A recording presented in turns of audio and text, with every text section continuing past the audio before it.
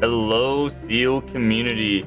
I am the Dragon Rider. Joining me today is Alpha, and we are here to watch a Shuriman division match between Krow Gaming and the Silverbacks. Super excited to see how these guys will be playing. This is actually the first time we're going to be able to. We've casted a Shuriman match. We didn't see any action in week one, but week two, we're here to watch this game go down. I'm super excited to see what these guys are going to bring to the table.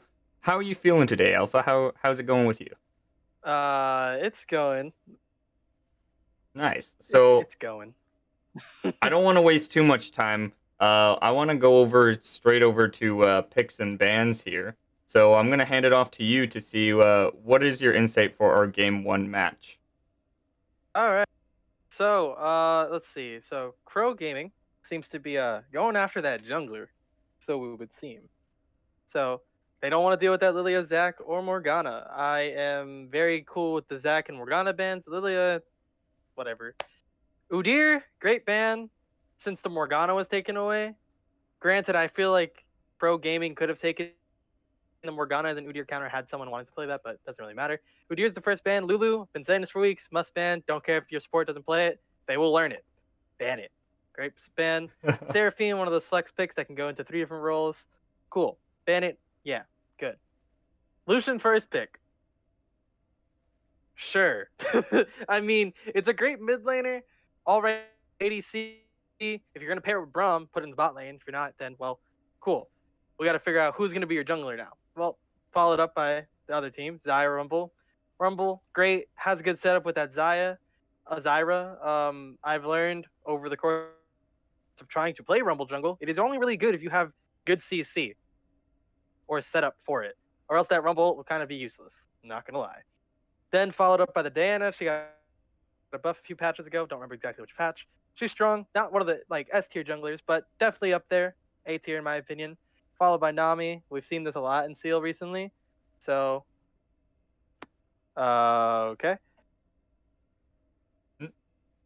I need to fix something.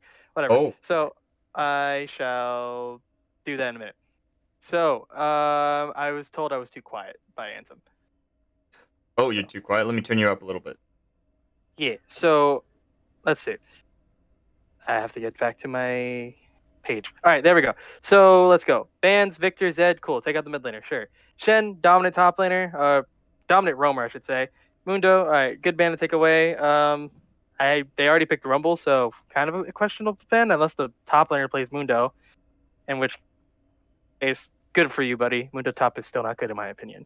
Varus, one of those top tier ADCs, hasn't been seen all too often across a lot of places because it gets banned so often, as it is one of those good ADCs. So interesting to see this double ADC comp they are running. Followed by that Caitlyn. Good answer to that Varus, since you will outrange him, quote unquote, with the auto attacks. So going to be interesting to see how the Zyra Caitlyn lane works against this Nami Varus lane, and which lane could get ahead. And then into the Fizz is you picked the Lucian into the Fizz. I actually don't know how that matchup is. I'm pretty sure Lucian probably wins that early as the range advantage, but as time goes on, Fizz will be able to somewhat manage that lane, but probably not until later in the game, of course, after he gets an item or two. And then you end off the game with Ornn into Gnar. Gnar is just one of those blind picks that is just, you can just pick into anyone. So Ornn will have an interesting time against it. It's honestly just one of those matchups that you're just going to be hitting each other, and it's like, yeah, I am strong. But without further Yeah. ado, I think we should get into the game, right, Dragon? Yeah, Dragon? absolutely. I'm super excited to see what these two teams are going to be offering us here. And both these drafts are really, really nice. I like to see from both sides that they're very well balanced teams, damage wise, tank wise. So it should be either way. I don't really know who's going to be coming out on top, but yeah, let's quickly jump into game now, and we'll see you on the other side.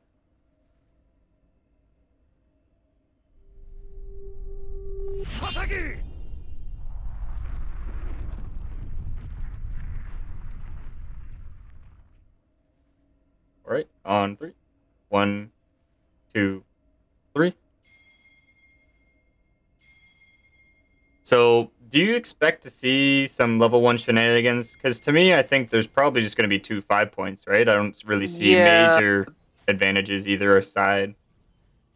No, I mean probably the side with I don't know. Both supports have CC, but other than that, not too much going on there.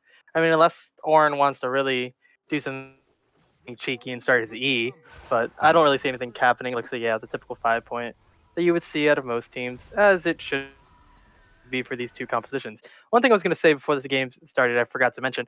I would have loved to see I don't know if this mid laner knows how to play it, but I would have loved to see the Tristana into the Lucian and just see the two ADCs battle out since you did pick two AP junglers, correct? So you do have your AP damage, so it would have been fun to see all that happen. Mhm. But going over runes and stuff real quick, Varus went Arcane Comet, so I'm under the assumption he's looking for poke, so maybe Lethality Varus.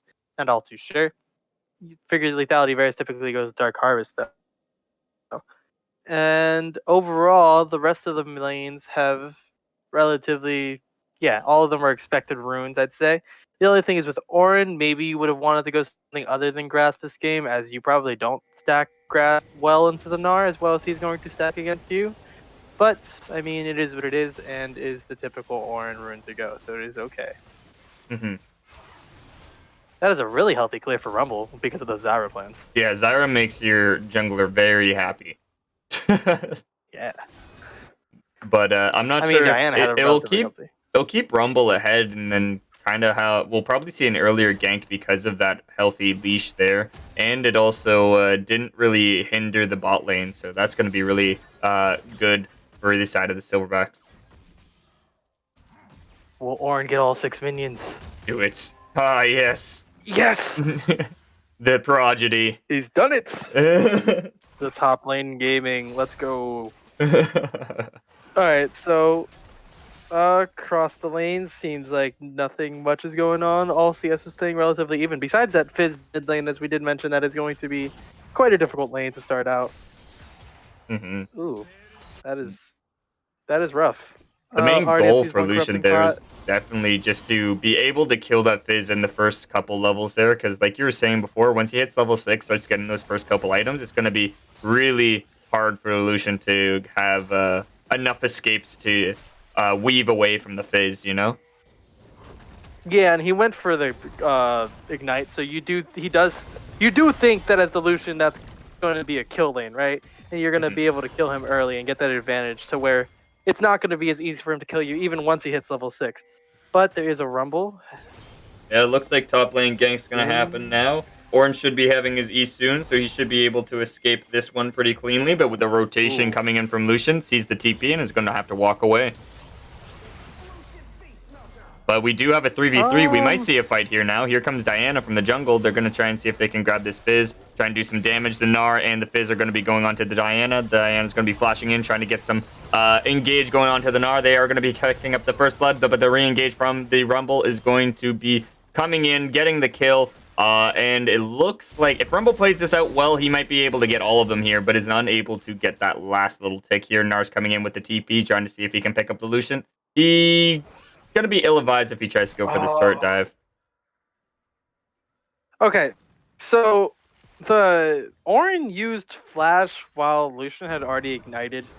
I believe was the Gnar was the first to die. So I think it was unnecessary. I think he would have died to ignite. It just would have taken a while. So had Orin simply had Flash, he probably could have gotten that last kill. I don't know. It was a little bit of a misplay or miscommunication, I guess. But Orin didn't really need to flash for that one kill and could have potentially secured that third kill. But it is what it is. Orin has a way of pushing into him. He should be able to catch most of this CS under the turret. Yeah, you can see like the distribution between kills was a little bit scattered runs the top laner, jungler, and mid laner here. So that's going to be good for them in all their lanes, but you can see a real lead happening in the jungle with that Rumble getting those 2 kills topside. Yeah, I mean, Rumble getting those 2 kills doesn't really put him all too far ahead of the enemy jungler, though. He's only up about 100 gold. The Orin has a pretty significant lead against the Gnar at the moment, which is really good for the Orin, considering that's a lane that is kind of annoying simply because it's a range versus melee matchup, of course. This is a very interesting spot to be for Lucian. Yeah, there goes the re-engage from the Diana as she goes in to try and get them off of the Lucian. But the Lucian and her were scattered apart, so now she has to get her little buddy back into lane, and he will be just fine as both junglers return to the jungle. Yes. I hate Dianas. They're so, like, always there. I don't know why. They just are. I remember, like, I don't even remember. I don't even see Diana jungle this like often now, but I remember her a lot in season 9. I believe she was pretty strong. I don't know why she was, but she just was. Oh, it sucks. That. Mhm. The Orange is going to keep going after this Gnar. He Oh does wow. pull out his ultimate. He was thinking about he might have the kill potential. Doesn't have flash there to flash brittle stack him, but is going to be happy with the trade regardless. That just hurts to see though. Like you use that ult, you're like, yeah, I got a kill, but then you realize I don't have flash. Oh, interesting to see. Lucian has negative gold, so he brought that futures market, which is interesting to see. I don't know. Did he bring biscuits this game? It would seem he did not.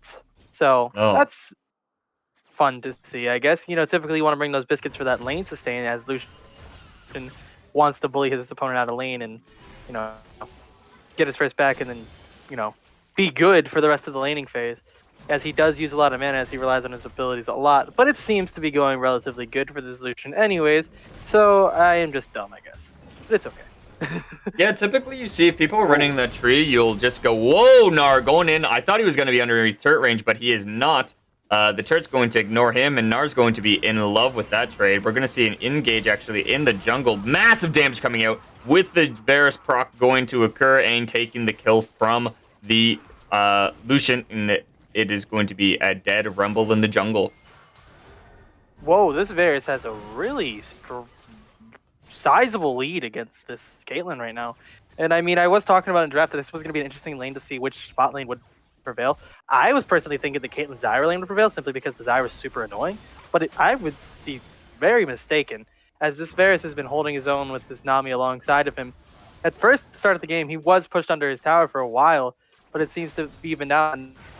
Now they're getting a slight push into their tower. Yeah, he also has the blue buff now, so he's in love with that. And he's actually going to be... he hasn't backed yet, I should add. He's sitting on like 2.6k gold right now. And so when he goes back and when the Caitlyn goes back, he's going to have a sizable difference in lane. And it's going to really show bot side on how this Varus is going to be playing out. They're going to be trying to look for the kill onto the Zyra. She does have to flash. They do blow heal there. Here comes a Nami ultimate. Is going to knock up the Caitlyn. Varus is loading up the gun and does a lot of damage, but not the kill. But here comes Diana in the backline. She's going to be going in, ulting down, and getting a nice double kill for them.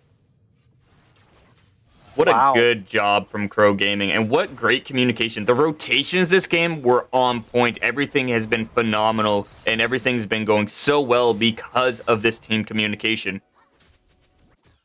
Yeah, that's for sure. And I mean, I was talking about how this Diana is everywhere, but yeah, that's true. This team has been everywhere. The top play, everyone CP'd top, also rotated top. Actually, it was the Silverbacks who... Are they actually going to get that? They are. Wow. You know what? I was like, nah, I'm going to let you talk, right? Because it's like, there's no way they kill Ornn here. It's not going to happen, mainly because Ornn's so tanky and his stats are just so good that it's going to be impossible just to lock him down, and he should be able just to walk away from this. He also has flash there, so I was like, he could just flash, but he ended up not flashing, disrespecting the Gnar, disrespecting the Rumble, and he was punished because of it. Well, he maybe forgot that he had ulti, which is actually kind of confusing to see. Gnar does get, I think, 2 turret plate stuff of this is what he's gotten. And not only that, but this is what I was talking about earlier. This Rumble loves to have setup for his ult. You saw he just laid his ult out perfectly after that Gnar ult. That's exactly what Rumble wants and is really strong into a team that can set him up really well. Fizz ult's even going to set him up really well, as it already applies a slow on top of his ult now. And then Zyra, of course, is going to set him up with her ult. So this is a really good game to be a Rumble, and it feels great to be 3-2. While, yes, the enemy Diana is 3-1, it does feel good to, you know, be ahead and somehow provide for your laners as you get stronger. Lucian is using spelling, doesn't get much done. Immediate respect from the Rumble going, nope, no, I'm not giving up my double buffs. Yes. The double buffs? Yeah, you don't want to give that to a Lucian, to a Fizz lane that's already quite bad at the moment. Diana's being caught out in the jungle, but I don't think much will come of that. But the re-engage from the Varus from the Diana is going to take that Zyra out of this match here. And then the Rumble ulti is going to be blocking off that lane there. What a great block off. They cannot escape this, so they have to run back. Here comes Lucian over the wall. He's going to do as much DPS as possible. They get the shutdown on Diana. They get the shutdown onto the Rumble. And now they're going to be looking for more. We're looking at the top lane now. But now back to bot lane, the fight that we're really interested in. But that'll be the end of that. Wait, it's not over. Ornn actually getting a nice re-engage. Lucian actually going to do a turret dive and re-engage over there as well. Going to be picking off the Caitlyn. The Gnar is going to die solo to the Ornn. And so many things are happening around the map.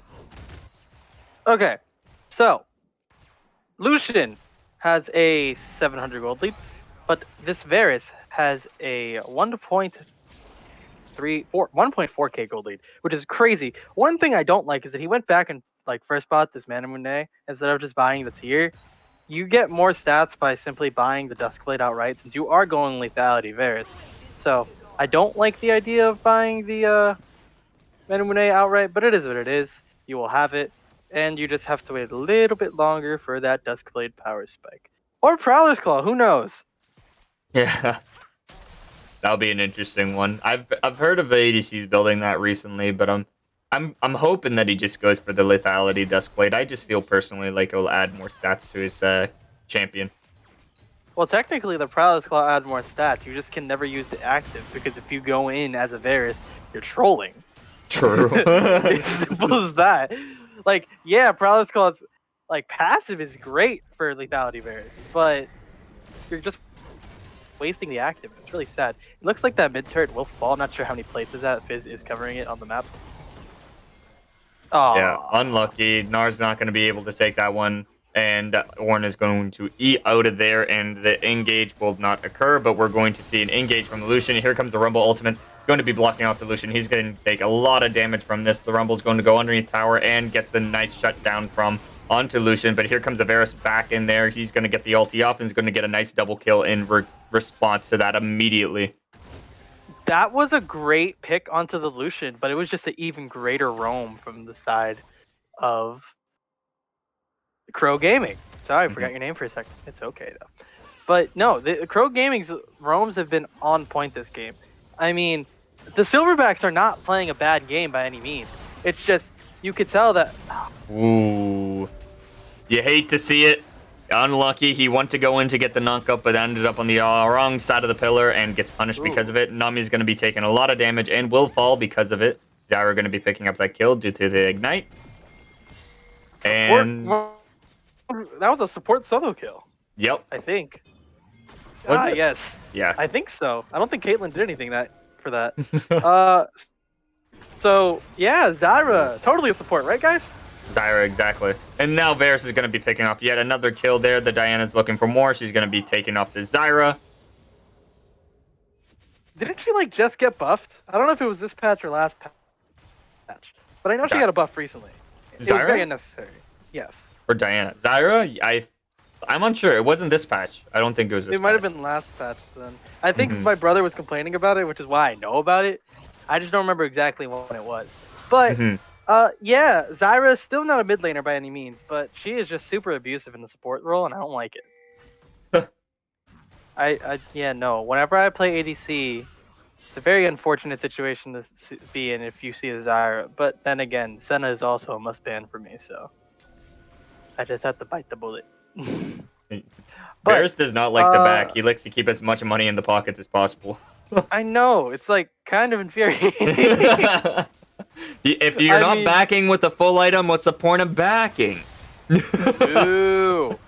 But okay. Here comes the Lucian's going to be trying to do an all-in onto the Fizz, but is going to be immediately caught out by the Rumble ulti. Here comes the TP. It looks like it's going to be Ornn. I'm not sure if he's going to be able to catch any of this. But we're going to see it re-engage from the bot lane, actually. We're going to get the Nami ultimate. We're going to get the Varus ultimate. It's not going to be enough to take them out, as Caitlyn will flash back to safety. Oh! That Caitlyn just lived with a sliver. That was so close.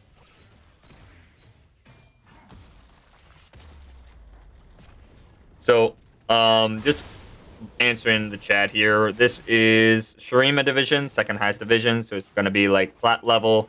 like mid, just like mid to high plat typically. Yeah. Dragon, I need to ask you to do me a huge favor Hmm. and take over for like 2 minutes. I have to go grab my wallet from my dad. All right, sounds good. Solo cast, let's go. And so we just saw an engage happen in the jungle there. The Gnar is going to be able to pick that one off. And then because the Rumble is so strong, he's going to be able to take that kill. And they are going to take Rift Herald because of this. Now, it's funny because my co-caster, he likes when Rift Herald's taken. And the moment he left, that's when they're going to take all the Rift Heralds. Because they're doing this first Rift Herald a little bit late, they won't really get the second Rift Herald. I don't think there's going to be enough time for second Rift Herald. It's going to be really close. No, it'll be gone before then. So only one Rift Herald this game. Rumble Ultimate going down, canceling that route escape there, but the re-engage from the Diana is looking to see something come of that. I don't think anything else will occur as they're just going to be resetting and going back to base. Now, yeah, Varus went back and bought a full item. He bought that Duskblade like we were talking about before. All or nothing for him, you know? But he's going to be massive. Really liking the Duskblade. I really like how it can stack, and it's really good on Lethality Varus.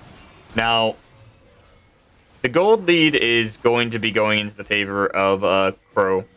But that being said, the game's still really close. We still have a lot of kills onto the Rumble, so he's going to be our main damage dealer here and our main carry. Well, we have the bot lane and the jungle for the side of Krow Gaming.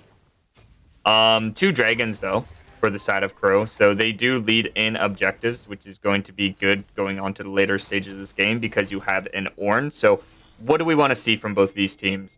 We want to see Krow keep up the pressure, keep up this dragon objectives, and slowly approach into getting a Dragon Infernal Soul, and then win off of that. If we were on the side of the Silverbacks, though, we want to see them take those objectives, start getting even on the Infernal Souls, and start finding picks where they can, and really focusing and playing around your Rumble, which has the majority of your gold, actually. Going to be hard to do, personally, but I think they are able to accomplish it. Okay, I'm back. So, great thing on the side of the Silverbacks is you're really only down 1.5k gold, right? Mm-hmm. So, yeah, they're dragon stacking. Yeah, this and that. But we're all set up in a position to straight up 5v5. Let's be honest. You who don't win a 5v5, you now have pressure in the bot lane, so maybe someone needs to respond. So this gives you an unfair advantage at the moment. But never mind, because Krow Gaming Here comes the team fight. And so I'm going to zoom out. Here comes the Gnar. He's going to get a nice ultimate, but does not hit anyone into the wall. Here comes the Ornn ultimate as well. He's going to try and proc that up. It lands, but it's not going to be enough. And the Fizz is going to be getting out of that. That Rumble is doing so much damage there. Great equalizer coming out from him. He's going to be chipping off a lot of their HP there, but they're still going to have to play this out really, really smartly. They have to... Smartly, that's a word. They're going to have to...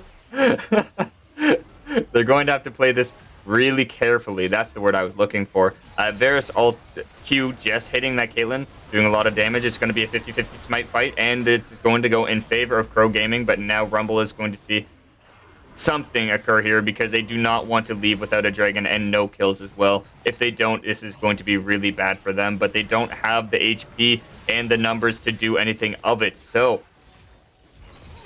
here comes another equalizer. Ornn actually eating into that might actually kill him by accident.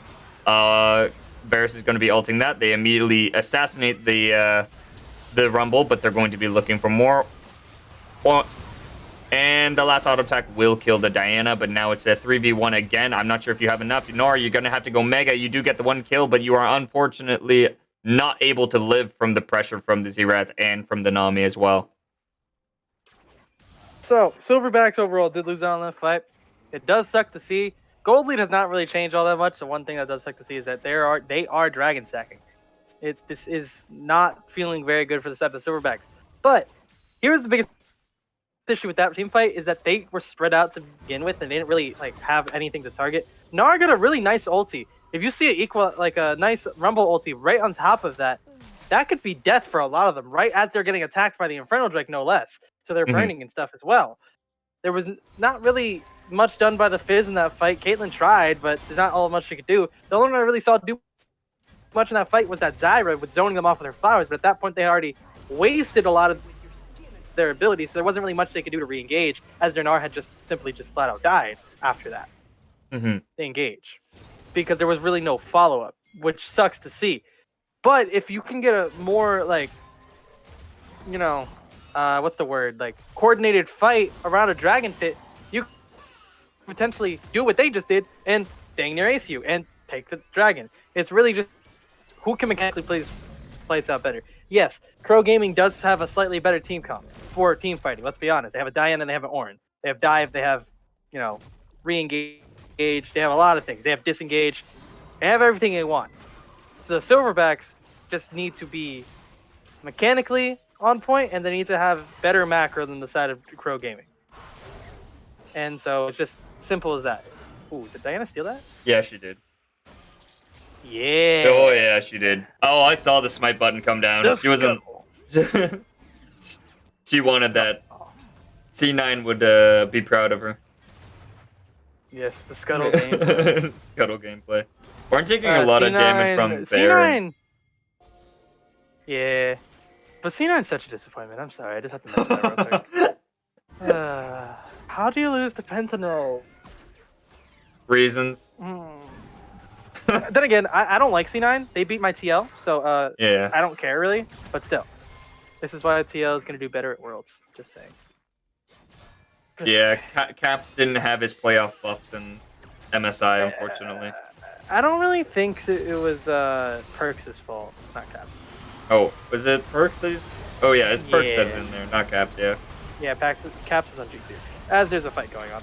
Ooh. Yeah, there's a fight going on. There was going to be the re-engage, but there was the Gnar, but immediately responded by Krow Gaming coming in with the Ornn ulti and the rest of his members of the team going out and taking the deaths, the lives of the Rumble and to the end of the Gnar and the Fizz actually. So they're going to take a free Baron off of that, and honestly, I don't know if there is going to be a way for Silverbacks to get back after the loss of Dragon and now the loss of the Baron here.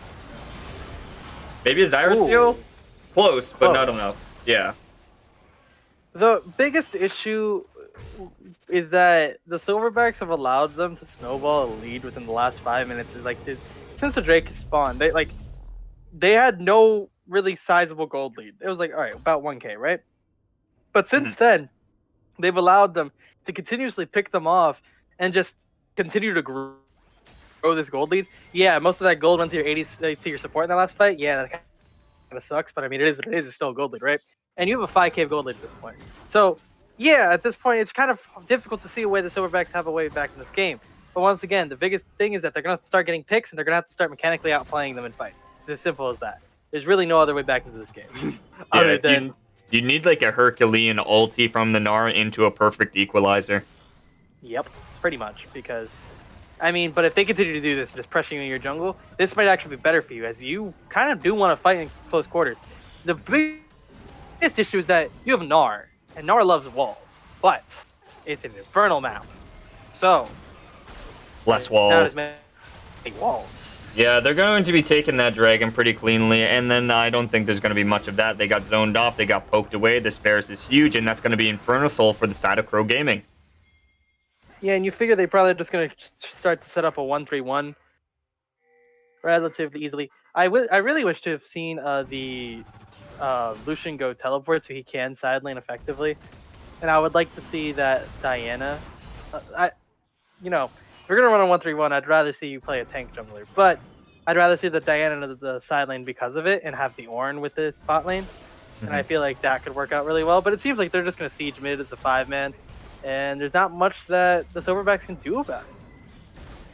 No, and rightfully so with the Baron buff. Here goes the all-in from on to the Rumble, but it's not going to be enough there. Actually, it is because the fade-away pick there, but Gnar's going to be... The Fizz is going to look for assassination attempt. Here comes the Zyra ultimate, but the Diana's in backline and killing everyone there. Here comes the Fizz as well. They're going to be trying to do as much as they can, but it's not going to be enough. You cannot kill the Ornn. He is level 14 now, so he can start giving ornaments, but it's going to be GG from here, boys. I don't think there's going to be a fast enough death timer to come out and stop them. They have the Baron minion buffs, they have the minions, they have the numbers. All 5 members of the team are still alive, and they should be able to pick off this game. Yeah, I mean, so congrats to the Krow Gaming on game 1. That was a pretty clean game to say the least. I mean, oh wait, Had game's the not over stats. yet. Yep, Had the there stats. we go. Game's done.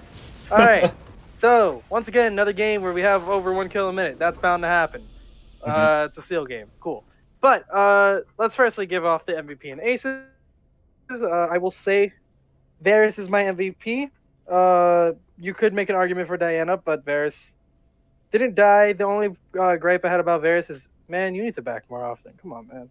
He was buying full items, man. He's buying the full I mean, items. yes, yeah, true. Okay, sure. You know what? Yeah, sure. You buff full items. All right, fine. Here's the other gripe I had about you then. Lowest finish score in the game. Actually, I lied. Rumble had lowest finish score. Never mind. I can't say anything. I'm just trying to find an excuse. No, but overall, Varus had himself a very good game. He laned well. It's very evident that he had the biggest advantage of anyone simply by KDA, infinite KDA, woohoo, and as well as that CS difference, almost 100. So, I mean, yeah, you had a great support backing you up too in that Nami, but you held your own, you did well in fights, you positioned well, you didn't die, and you were part of, I think, the most kills in the team. So, yeah, you clearly did a lot for your team. I'll give you the MVP for this game. And of the ace on the other team has to be that Rumble. He was all over the place. Or he was everywhere he had to be, I felt. I mean, yes, the Diana was a lot of places as well, but the Rumble was trying to get his team involved. He did have a really nice lead early. Or he was even with this Diana, who was snowballing a lead of her own and continued to keep up with her as this game progressed. It just got to the point where his team fell too far behind and couldn't really do much about it. But overall, Rumble did have a great game, and I hope to see them maybe do something around this Rumble or this jungle player in general next game to maybe pull out a win. I totally agree. For me personally, I think both MVPs and aces are going to be going towards the both junglers, Diana and the Rumble, because of their roams and because of the team synergies that they've had. There was like a 5-man death squad from Krow Gaming, and Rumble was doing his best as he was dealing with all of that, and still came out with a positive KDA. So good job, both games. We're going to take a quick break, and then we'll be right back for game 2 between Krow Gaming versus the Silverbacks.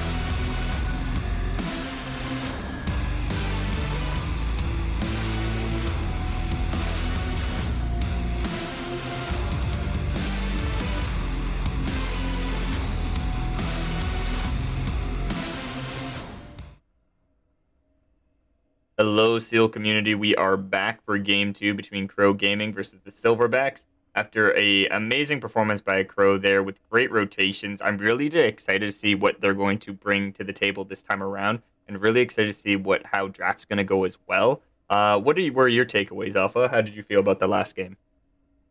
Well, thought you said it already. Pro Gaming had very good rotation around the map. It was very effective with their cross map play as well. The Silverbacks kind of just fell behind. They did try to rotate, but they weren't fast enough. So they're always one step behind of Pro Gaming. I'd like to see the Silverbacks try to think ahead today in this match and maybe draft around. Jesus, I can't speak. Okay, draft around the idea of maybe potentially roaming more often, drafting a different jungler maybe that can get across the map even quicker than a Rumble can, right? Yeah, he has a fast clear, but his ganking ability is only so great, right? He needs to rely on his laners to help him gank, is what it really seemed like. So maybe we can get something like the Zac to go through, hopefully, this game, because they're going to have a higher priority, and taking away someone maybe like the Diana, who was really oppressive or something like that, or not Diana, maybe taking away the Rumble, since it was annoying last game. It was the bright spot of last game. But maybe the Silverbacks take away something like their Diana, who was a very big factor in their win, or even the Varus, who also was a very big factor in their win in the last game. Very well said. And without further ado, let's see what they drafted here. So, Alpha, your Zac predictions were true. It's here, and it's here to play. Yay! Get the triple band. They did do the triple band jungle this time. Yay! They weren't cringe. Oh, they triple banned them again. Don't you worry. They.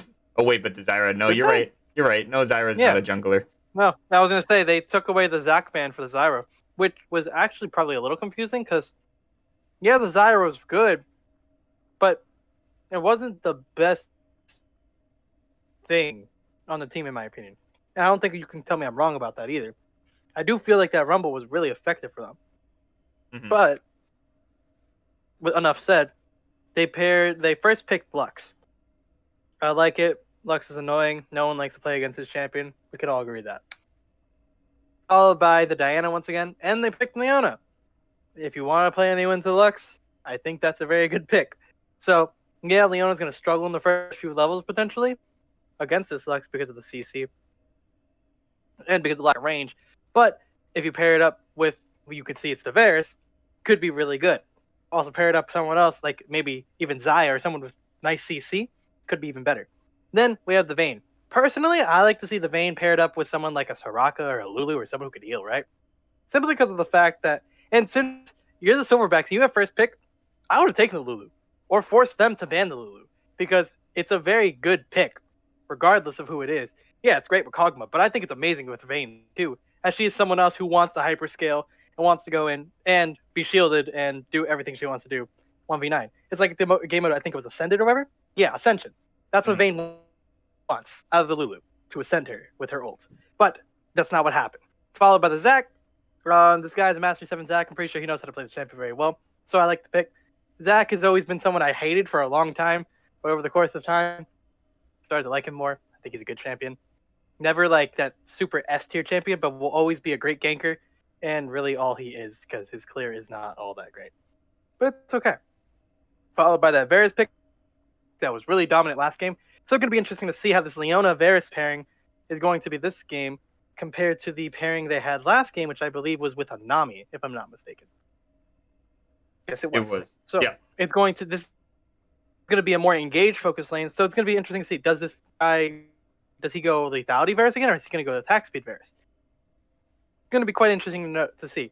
Personally, if I'm with Leona and she has a bunch of CC, I'm going attack speed Varus so I can get as much damage off over time rather than just poke damage. But it's going to be interesting to see how it turns out. Mm-hmm. Then you have the Orianna blind pick. You want to give your top... wait. Oh, wait. No, it's the Orianna counter pick into a Zed.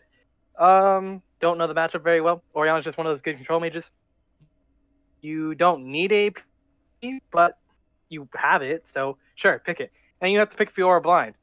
That's kind of questionable to me. I don't really like picking carries blind. It's really scary to pick a carry blind unless it's maybe a Renekton, in my opinion, is a really alright blind pick. But you get put up against this Mordekaiser.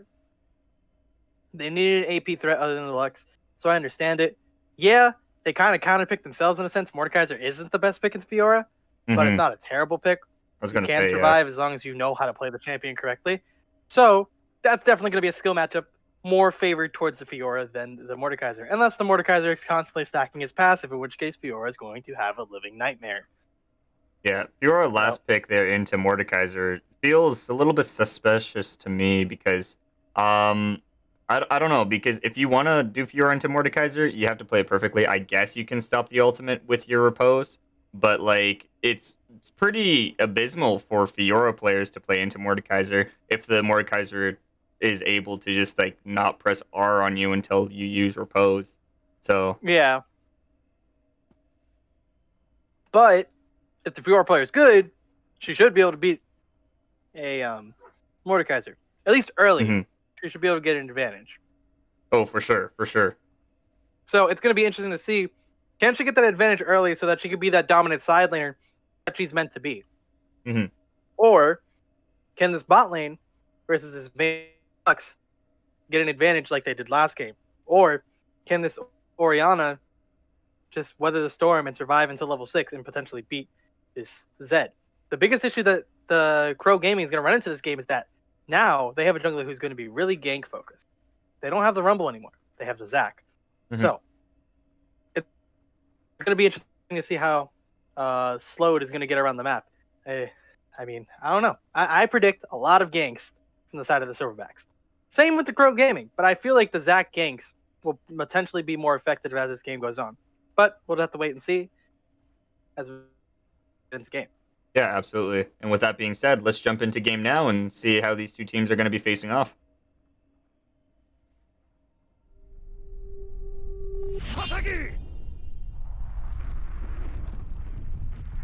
All right, on three. 1, 2, 3.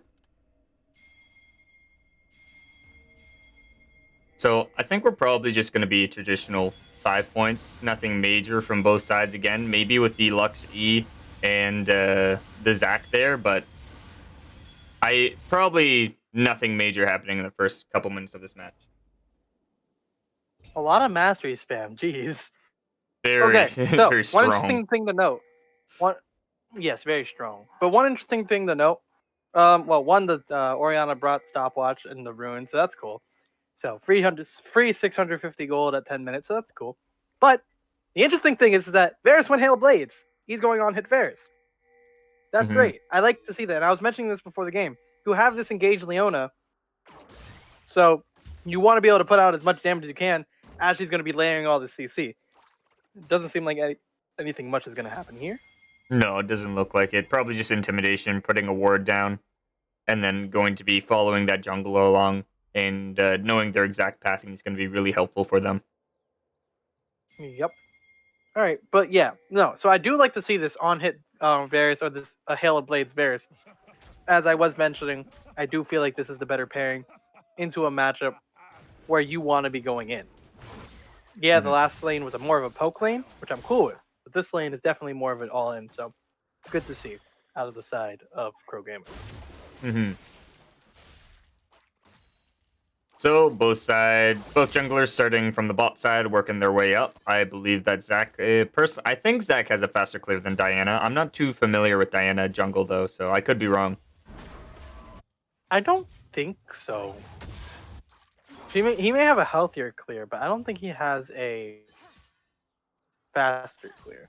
And it's gonna be hard to tell because they're starting on two different sides of the jungle. I feel like blue side is harder to clear than it is red side if you're a champion that is more, I guess, AoE focused. Yeah, that's for sure. We're gonna see a lot of top side skirmishes. Nothing major coming of that, but bot lane getting a nice double Q there. Yeah. I don't even know how that's possible. Jeez, that thing is thick. Right in the middle. But I don't think anything is gonna come in the early stages because all of these laners have to play pretty passively into like level 6, pretty much, more or less. So it's really gonna be heavily reliant on what the junglers do. So Zac typically goes for a nice double clear just because he wants to get to level 6 as fast as possible. But with the new jungle changes, that's going to be really difficult for him. Oh, right. Yeah, because jungle camps are more tanky now, huh? And They on give more top of gold, that, though. they take longer to respawn, so your level 6 comes in a little bit later than usual.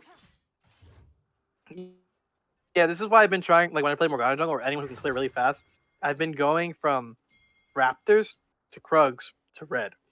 Simply because it gives you the fastest respawn time as possible, because once you get your first recall in, your Krug should be coming back up, so you can come all the way down and do another full clear.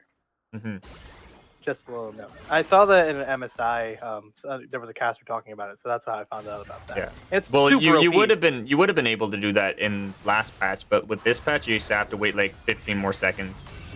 So it makes things a little awkward. But we're gonna see a skirmish on the top side. Here comes the Repose coming out from the Zac, from the Fiora, and they are going to get first blood, and they're looking for more. They're going to be trying to pick off the Zac as well, but he is going to have blobs, and he is going to flash away.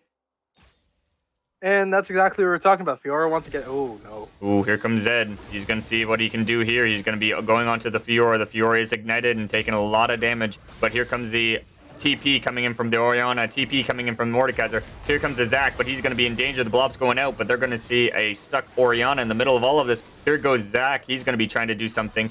Mordekaiser, you got to protect your Zac friend. He's going to die because of that. And Mordekaiser is in an interesting spot, but has the power advantage. If he lands the E, he might be able to grab the kill, but he's going to let the Diana walk away. I will survive. Yes. So the Fiora was feeling really good about that, but now she's really not, because the Zac, no, the Mordekaiser came right back to lane. Yeah, he wasted TP, but you're gonna have to use TP as well. So you're really not getting any advantage off of this. And anything, he's up in gold or up in CS. So, in other words, up in gold, and is able to maintain this even lane state that Mordekaiser would love to continue to have as this game progresses. Because the more ahead he is, or the close to even he is versus this Fiora, easier time this is as the game goes on. Another fight I'm from having Fiora. a stroke as I speak. A good engage from the Fiora. She's going to keep poking him out, and that's exactly what you want to see in the top side. Zac actually doing a nice combo, or a nice Q combo, trying to get that Orianna, but in response to that, she is going to have a beautiful poke back in return. Here comes a Diana. They're going to be looking for an all-in here. They're going to be trying to see if they can grab that Lux. She is going to flash away. The Fiora is underneath turret and takes that turret aggro as she falls as well. And Bear's running very low, running a dangerous game into the Lux and Vayne. That was sad to see. She played like a I'm gonna put it this way. She played like a typical Fiora, got way too aggressive, and just forgot that tower existed. It's that's what it looks like, at least. I don't know why, but it's just a habit that a lot of Fiora players have, or at least when you play the champion. Just get super aggressive because, like, yes, I heal passively, and I need to hit my vitals. No, you don't. Just wait. You have all laning phase. You're good. But the problem with that, if you do nothing at all in the early stages, you're going to get outscaled, right? So she has to make a play. She has to do something big in order to get that advantage, especially falling behind in the CS. It's going to be harder and harder for her as the lane goes on and on. True, but you also just gave him like another kill now. So thinking about it, is it better to be down 10 CS and not give him a kill? Or is it better to be down 10 CS and give him a kill? I personally don't want to give him kills, so... Yeah. Zac's looking for a tower dive here. Zed going in for the ultimate. They are going to immediately burst her down and CC her. Orianna will fall because of that. But yeah, talking about Fiora a little bit more here. For me personally, Fiora is definitely what I call a coin flip champion, where she does a lot of damage, and she can carry 1v9 games, but if you fall behind, it's really hard for you to come back and do anything for your team at any point in the stage of the game, especially if you're facing against someone like the Mordekaiser here. So, the thing with me is, I consider Fiora forever a counter-pick champion. Similar to Riven, actually. These are fighters that are really strong into certain matchups and can carry a game if given the opportunity, but it's nice W from the Fiora. But if they are not given an opportunity or put at a disadvantage early, they're not the type of champion or like a tank who could scale up and still be effective in fights later. No, you simply just kind of die and don't do anything as the game progresses if you fall even the slightest bit behind early, which is why you always need those favorable matchups for champions like that. But Fiora typically doesn't want to be fighting another fighter as well. Here really comes the goes well Zac for her. all in. He's going to get the Q. He's going to get the ultimate. He's going to be trying to do some more of this. And they are going back in with the re-engage. There's the Diana as well. Vayne flashing away. Varus flashing in. The Leona actually. Whoa, baby. That's going to be a nice Varus Q as well. Leona going in with that Zenith Blade. Landing the stun up onto the Lux. And then Varus with the fadeaway shot does land onto the Lux and does land on into the Vayne. They are going to grab a solo kill onto the Varus, and Zed's going to be looking for more. He's doing a lot of damage onto this Leona, and the Diana does have to flash away. Zed's looking for a kill here. He might die. Oh, he doesn't. Diana comes in and then dies because of it. Respectable. My brain. Why, Riot? All right, so whatever. I was gonna get to the point. Well, Zed's 3-1, so that's not fun. But he is also down in CS. So, well, yes, does he have a gold lead? Of course. Is it insurmountable? No, it's only 400. On the other hand, Varus, once again, this man, when he has Varus in his hands, one, I'm pretty sure he just backed now, and two, or died. So I'm surprised it's not a full item. Yeah. I'm pretty sure it's because he went for the boots. Oh. Wait a minute. So I was wrong. He is going lethality Varus, but he went the Hail of Blades to get the quick succession damage off. So I guess that's kind of smart. So you get your Q off, and then you get your quick succession autos off, and then you just output more damage that way. And it's not as much poke. It's more for all-in fighting, which I get. But I still would have wished to see the attack speed Varus as you whip the Q. Oh, sad. Yeah. But yeah, no, that's just a personal thing. But no, as I was saying, this Varus has a very large lead once again. At the moment, about 700 gold. And this man, when piloting this champion, is just pretty unstoppable, it seems. Regardless of the support put by him. Because we've seen now an engaged support and a enchanter. So, just take this man off. Take this man off of Varus. It's not fair. It seems. But I mean, and it's one of those champions that scale very well into the late game as Diana gets poked out. Nothing crazy is going to happen there. But yeah, it's one of those champions that scales well into the late game. We've seen it have a huge presence in pro game. Even though it hasn't been played often, its presence is felt in the picks and bans phase, of course. So it's a champion that people should keep an eye on, and specifically in this, I believe, Shuriman division, watch out for when Kennedy 58. I don't know how to say your name. There goes the all-in. Not much you can do as a Varus there as you get condemned into a wall and the Zed comes around the corner. Diana's over the wall as well. They're going to go in for a 3v3 exchange. Orianna ulti is going to be taking out the Vayne. They are very squishy, and now they are going to be looking for more. I don't believe they're going to be able to catch the Zed there. I don't think they're going to be able to get the Lux as well. So we're going to be rotating into a topside skirmish. They're going to be trying for more. She tries to flash to get that last vital proc, but is unable to grab that. And then Mordekaiser coming out on top with that trade. Very odd. The Mordekaiser didn't ult there. Yeah, there's the ulti. I guess. That's where that ulti went. There it is. Sure. Repose didn't come out fast enough, though. So Fiora could not stop the ultimate from occurring. Yeah, so fair to say, Fiora's out of this game, and so this is now a 4v5, realistically. And it's really unfortunate. We were talking about how the Mordekaiser potentially counterpicked himself, but the Fiora got put behind way too early, and it just was not fair from there. He is going to pick up another turret plate, have his wave reset, and push back into him. It's just feeling really good to be this Mordekaiser right now, as you are going to back now with 1,500 gold in your pocket and 5,000 gold earned overall in this game. While Fiora only has 3,600 gold throughout this entire game and is down 1,400 gold. So yeah, that's great. As well as this fight. Yeah, so they are going to be going for an all-in, but the Diana's not going to have enough DPS to take out the Zed, and the Zed's just not going to have enough DPS to take out the Diana. But that being... Oh, Lux. I was just about to say, Never mind. let's Oriana ball. Ugh. Sad. Yeah, and then they're going to be taking that dragon because of this. They are going to get that Ocean Drake, and it's going to be Infernal Soul. So, the Another one crazy thing about this game is look at the gold difference. It's really not all that much.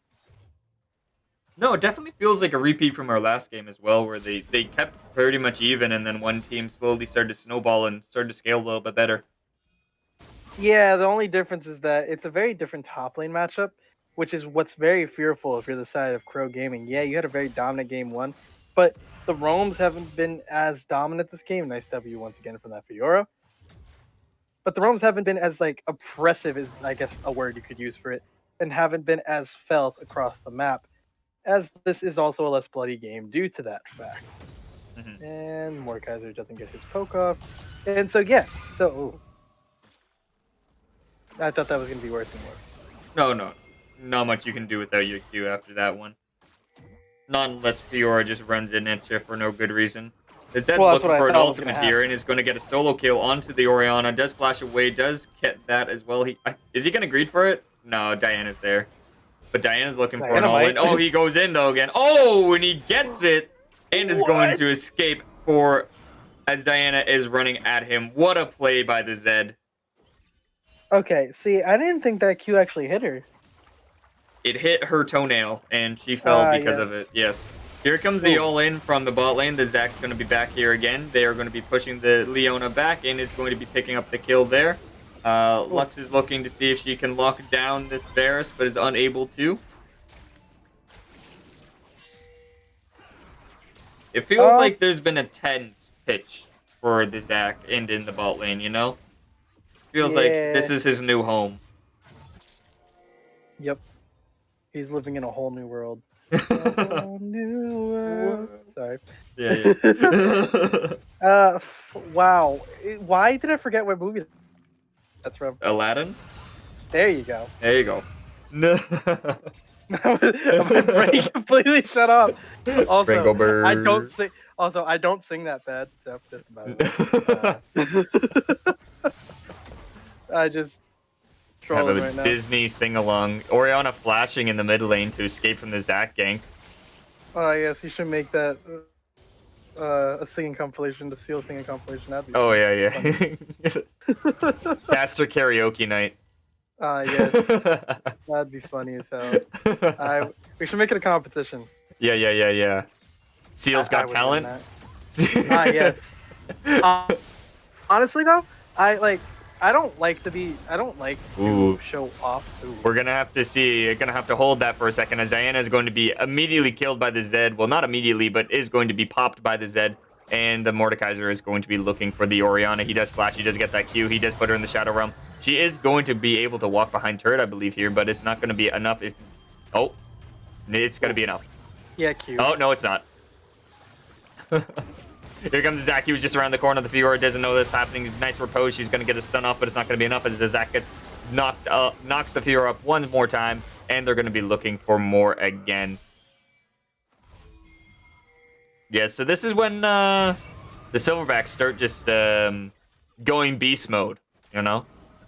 Yeah, so they're doing the exact same thing that happened to them last game, which is what I was talking about before the game started. I wanted to see them choose a jungler that was able to get involved around the map. By around the map, apparently I meant bot lane. Yeah. Wow. Yeah, nice poking kill from Varus. He's going to be picking that one off solo for him. And the Diana's going to see if she can get that Bane, but is unable to catch her as she flashes away. I have no words. Speechless. But Dragon's coming up, so we're going to see possibly another team fight. While this is all happening, Zack's actually getting Rift Herald. Ooh, that's fun. You know, I was making this comment last game. As soon as you left, they took Rift Herald. It was kind of funny. Oh, really? So, yeah. At the moment you left, they immediately went on to Rift Herald, as if they knew you weren't watching anymore. That sucks. So Zach's in the hold of the Rift Herald, and are going to be probably going to use that either mid or top side, probably top side to secure that top turret, and then focus over in trying into getting that dragon. So, I will say at the moment, this Orianna counter pick is feeling very, very bad. It just hasn't really done much. Not that I thought it was much of a counter pick anyways. I thought it was more of like a, oh yeah, we have a Diana, so we're going to use Diana ult on top of Orianna ult, and we're going to have a bunch of CC and a bunch of burst damage. But we see Krow Gaming going on to the Drake, but this does not seem like it will go well for them. Here comes a TP from the Mordekaiser. The TP from Fiora is here as well. Mordekaiser going to be going on to the Dragon, getting his passive stack on here. He's going to be pressing W and walking away. The Lux is going to get a nice two-person ulti. Fiora is in the back line, and we're going to be looking for more here as they are going to be fighting in a large scheme. Fiora is going to be in, trying to get that Lux, but it's not going to be enough. We see in the main line, we have the Mordekaiser and the Vayne going to be able to take off the two carries as well. Varus is going to die slowly after that as he's going to be picked off. Fiora is looking to see if she can make revenge, but I don't think she will, and is going, and she's definitely not going to be able to kill the Zac, that's for sure.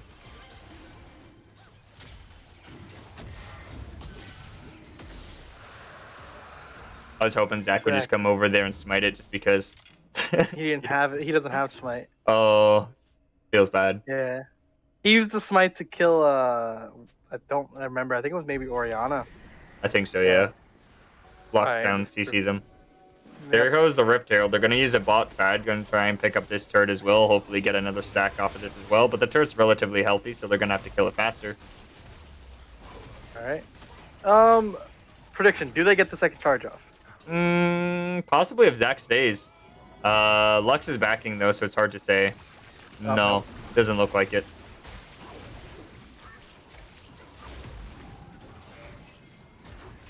Zac's just going to be taking out that Grump, and it's all as business as well. We see Diana actually posturing towards Zed here. Is she going to be able to get the knock up?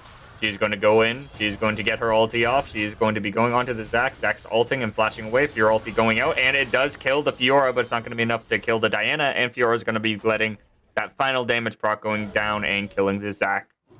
It's going to be helpful for her, but it's not going to make her a character in this game. Nope. I mean, she's down. She's about, let's round up. She's at about 6,000 gold. Mordekaiser is over 9,000.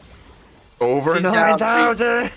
Yeah. She's down let's say 3.2k gold. 3.3k gold. This is not fun. Here goes the engage from the Zac. He's going to get the double knock-up. Doesn't land the Q, unfortunately. He's going to be going on to the Orianna, going on to the Lux, and Diana's in the background. She's going to try and get that Lux, but eventually actually gets condemned into a wall. Doesn't get that as well. It is just bad news. This Lux has been baiting their backline offense into bad situations, and she's just been able to kite and keep safe so her team can do the damage onto the rest of the team. It's kind of sad. Lux hasn't really been a part of many kills, but she's done like quite a bit for this team, unironically. Yeah, she's really been the shark bait. Wahaha. Yes. But that being said, now the Baron is up. I would imagine that Silverbacks are going to be looking for another pick and then grabbing that one up just before the dragon fight occurs. So now, what do we want to see from both teams, Alpha? What do you expect them to do, and how do you want them to either get back or to end the game? So if I am the side of the Silverbacks, I am really not too worried about the Drakes at the moment.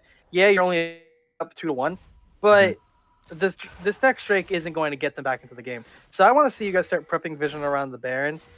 Yeah, we're in a Drakes are so important, but this game shouldn't go more than the 20 minutes that it would take, or the 15 minutes that it would take them to get these next two Drakes. Or even still, if you want to contest that third Drake, it gives you a 5-minute cushion, 6-minute, or really 8-minute cushion at the moment to start setting up vision around this Baron and potentially go for it, as it seems like they are starting to do now. And as we know, this Baron does end games. It happened last game, it could happen this game as well.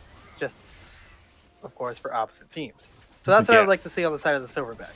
If I am Krow Gaming, I want to see Fiora in a side lane, farming it up, getting solo XP, getting as far back, as close to back in the game as possible. As we know, it's pretty impossible to do, and it's feeling really bad because the Fiora is down 3.4k gold, 3.5k gold.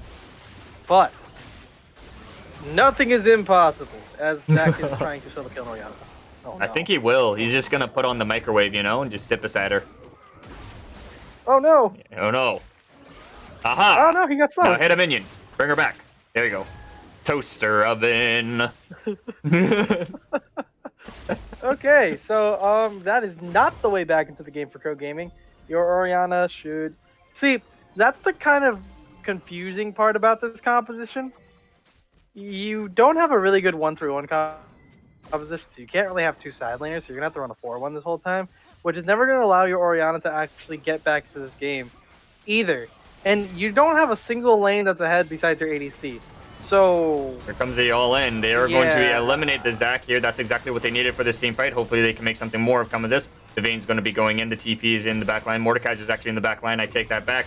And now they're going to go and ulti the Varus here. And another TP coming out. Here comes the Oriana. And they're going to try to pick off the Zac. They will. I believe they will, and the Mordekaiser is going to have to go golden, but is surrounded by everyone. Going to have to flash away, but the Fiora gets her last proc and is going to be able to shut down the Mordekaiser. Now they're going to be trying to see if they can pick off more, and that is a huge win for Krow Gaming. Yeah, I mean, okay. That was interesting. Vayne with flash. Oh, okay. It's worth a valiant effort, Lux trying to steal the Baron. Yep. Oh. Well, there was a pause that you guys never got to see. I love VODs.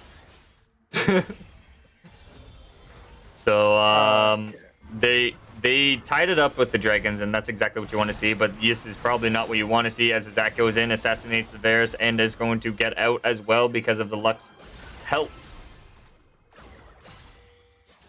You know, for that Lux E getting buffed, it doesn't feel very buffed. Or I meant, was it E or is it W? W. I think her E was whatever, whichever one is the circle one that's not the shield. So I guess the E, right? That was the E, yeah. Okay, yeah. I'm not too good with abilities. I know what champions do, so yeah, it's a circle thingy. As it seems that the Silverbacks are not starting the Baron. Don't look at Baron. Baron is only temporary. Infernal Soul is forever. Nah, I mean, if you're the side of the Silverbacks, you should be able to end this game within the next 10 minutes. There goes the re-engage from the Diana, immediately getting ulted, and the Mordekaiser is just going to W and hopefully get out of that trade successfully, and he does get the kill. Here goes the re-engage from the Zac. He's going to be looking for more. He's going to be trying to get that. Here comes the Lux ultimate. They are going to be going down as the Fiora does fall as well. They are going to be picking off the Zac, but is it going to be enough? They do actually pick off the Vayne. That is going to be enough. They can respond back if they're going to do more. Does the Zenith plan land? It does not, but the Varus Q does. Okay. Nothing too crazy there. It seems like the Silverbacks, it's getting to the issue again, like last game, where it seems like they're having uncoordinated team fights. And this is something I would like to see the Silverbacks, I mean, of course, fix in this game, but also fix for the future. I don't know if there's conflicting calls between jungle mid or jungle top or whatever, but it seems like, say, the Zac goes in, but then the three of the people stay back. So it's very conflicting as to what's going on in the course of the game. Yeah, you guys are all dominant laners and all can lane very well as the Zac goes in. Zac's a Chad. He's just going into 2v1s, microwaving the Varus, but it's not going to be enough. No, but he got him down to half HP, so that's fun. Yeah. He's going to force the Varus back. Even though I believe he was going to back anyways, at least he's making sure it happens. Yeah, no, but as I was saying, I would like to see the Silverbacks try and fix what seems to be shot calling misplays or mixed comms. Is what I should say. That's fair, That being said, the one thing that went wrong in that team fight was just the Zed, just a slight overextension. Costed him a little bit because Zed being one of your main DPSs as well as your Vayne, you got to make sure that they're safe. He is going to get the all-in from the Varus. The Varus did not back. That's unfortunate for him as he's going to fall to the Vayne, and that's going to be a free Baron. Bad habit, Varus! Varus Dang only it, backs Shen. when he has a full item, okay? He cannot back unless he has a full item. Why? What? That's why, my guy. You can't keep it back. Mordekaiser's Okay. going to be able to probably zone them off from doing anything here, but they will try and attempt to steal. Mordekaiser's probably just going to ulti the Diana and then keep her away from the team. He will die for this, most likely. Oh, was that? Yeah. He's actually gonna go Oh. golden. Is actually gonna stay alive for as long as possible. They're gonna be looking for more. Vayne fade away with the last auto attack going over the wall and taking out the Leona. That's an end game. Okay. That's an end game call. You could run down mid, probably take a lot off of this, at least an inhibitor, if not game. I think they're gonna go for an inhibitor and maybe play around for the Drake that's gonna spawn in a minute. Knock up lands. Here comes the Lux ulti, and it's going to kill off the Orianna, and it is going to kill off the Varus. And that's what you need. Silverbacks are on top of it again. Yeah, there is one up, and there's gonna be 2 respawn timers in about 10 seconds as I drop my phone. I believe they will get this inhibitor and get their quick resets off. Yes, as you see the... Oh, that's Diana's fan pinging. But I think maybe they even go for 1 extra turret. But I believe they're going to try to get their quick resets off and go down towards Dragon. Or maybe not even reset and go straight towards this Dragon as they back away. But I do not think they won this game right here. It's going to get close, but I don't think they will. If they just focus the inhibitor now, the Nexus now, maybe. But you're gonna need to press W, Mordekaiser, my guy. And then here comes the Lux ultimate. They are going to be getting the kill off of Eora, off to Diana. And here comes Vayne. She's not gonna die either. She's gonna be looking to kill that Leona. She does dodge the Varus Q, but does not dodge the Varus ulti. And the Varus is going to be able to take that one off of them.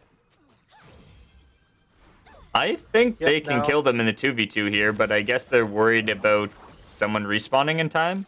Yeah, their call is definitely going towards the Baron. As you see, the Zac is pinging that Infernal Drake now. Oh, I'm guessing he's going to solo it as this Lux resets. I mean, That there's could be a no little bit dangerous, junglers, so he has Smite, so... Yeah, I mean, it could be dangerous simply because you have an Orianna with Orianna Brawl plus Varus. Mm-hmm. But maybe he just dies for this. Who knows? Who knows? Anything can happen this game. Here comes the Varus. This Varus Q does more damage to Dragon. Nope. He's gonna get outsmited by the... Oh, no! Oh, no! It's tragedy!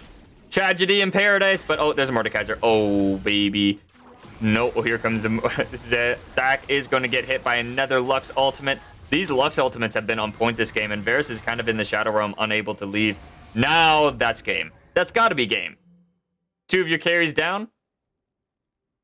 Main damage dealers, probably. I guess you have Diana and Fiora, but you have to do some Herculean efforts to stop the absolute onslaught that's going to be the Silverbacks here. Yeah, these Silverbacks are feeling very happy with their 4 Mastery 7s they got. I've seen a few Mastery 7 emotes go up a few times. I didn't even know that was allowed, but okay. It's not. We're going to disregard that. Gotcha. Yeah, I mean, but it's okay. It was out of vision. No one saw it. Yeah. Only us. We know all. We see all. Yes. All right. So, great way to bounce back, Silverbacks. Yeah, you had a very dominant game. That Mordekaiser pick that I was questioning was not a questionable pick whatsoever. You dominated on that pick. And I will give my MVP to that Mordekaiser. I did like the Zed pick too. It was blind, which was interesting to say the least, but Zed is one of those people that you can kind of just blind pick and just be very annoying, even if it's not a good matchup for you. So as long as you don't fall too far behind, you will be fine. And you just assassinate their backline no matter what. But like I said, I will say I give my MVP to this Mordekaiser. It was a pick that I thought maybe could have been a counter pick in itself, like the counter picked itself into the Fiora, but played it really well, had a dominant side lane, was up like 5k gold, not really, like 4.5k gold. It was absurd. You warded very well. Your whole team did, but you were doing everything you needed to do. I believe you had the most farm in the game, and you did everything macro to micro that you needed to do. Now, my ace, once again, is going to be this ADC. Started out in lane, was ahead, was 2-0, got, I believe, a double kill early, and did everything he possibly could for his team. Had the highest gold on his team, was warding well, as per an ADC at least, and was doing everything he needed to do, I felt. But didn't have the team around him to keep that up, and didn't have the peel any no less, to keep that up. Because the biggest thing was that Leona was a very big source of engage, along with the Diana. But then you have no backline tank because Varus is just getting blown up in fights, so he doesn't really have a chance to output any of his damage. He, purposely went Hail of Blades to output a lot of damage, especially early in fights, as well as poke out with his Q, as he did go lethality Varus, if I am not mistaken. Yes, he did. So, I mean, it sucks to see, but once again, Varus played an amazing game. This man is amazing at Varus. Please take this man off Varus. He's a very good Varus player. And yeah. Yeah, I totally agree. I like both of those, and I'm gonna give a little special shout out to Zach for stopping the Varus from absolutely obliterating that bot lane. He sat bot lane a lot, so he did what he could, and he knew his Mordekaiser was winning. But yeah, I agree with both MVP and Ace. Like Yeah, I will say for though, all those points as well. Oh, my bad. I'm sorry to cut you off like that. No. But I was saying though, like, I did like the Zac pick, and I like the fact that Silverbacks did change it up into a more gank focused jungler, as this jungler did seem to perform better on someone who was a little bit more gank centric. Even though he camped one lane, it helped the team win. So it was more gank centric, was able to get more lead because of it. So I like this pick a lot. And yes, he performed admirably, but this Mordekaiser did so much, pretty much for the most part on an island after like 10 minutes. Absolutely. Yes. So now that was going to be our game of the day. So we're going to be signing off from here. Thank you, Steel community, for coming out, and we will see you all next time.